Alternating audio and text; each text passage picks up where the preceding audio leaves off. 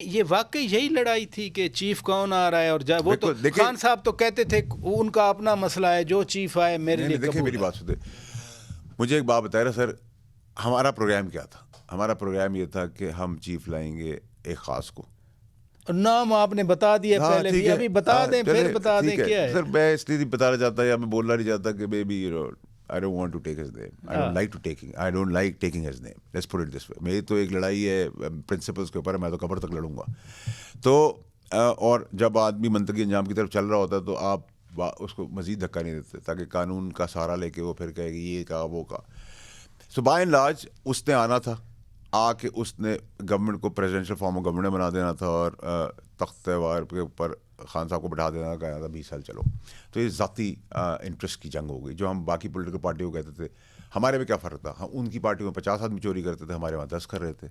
हमारे वहाँ 5 औरतें चला रही थी पूरे मुल्क को, वहाँ खास बाप बेटा समधी मामा ताया फुप्पो खाला सब चला रहे थे। फ़र्क तो हमारी पार्टी में कोई भी था। उन्होंने 2000 रुपये चुराए थे तो हम कह रहे हैं जी हमने 1500 चुराए या 1200 चुराए, 1000 रुपये चुराए।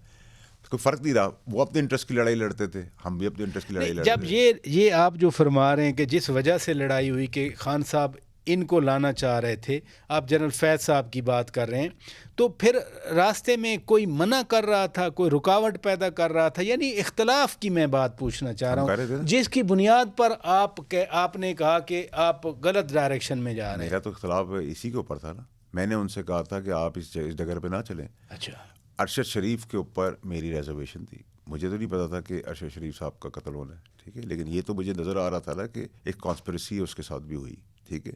और मैंने खान साहब को बताया था कि आप भी इन चीज़ों से बचेंगे नहीं। अरशद शरीफ पे क्या कंट्रोवर्सी उस वक्त थी जब वो हयात थे? देखिए मुझे अरशद शरीफ के नाम का नहीं पता था, मेरा तो भाई था, लेकिन मुझे इतना दादा ज़रूर था कि कोई तमाशा कोई चीज़ लगनी है, होनी है पाकिस्तान के अंदर, अनहोनी सी होनी है।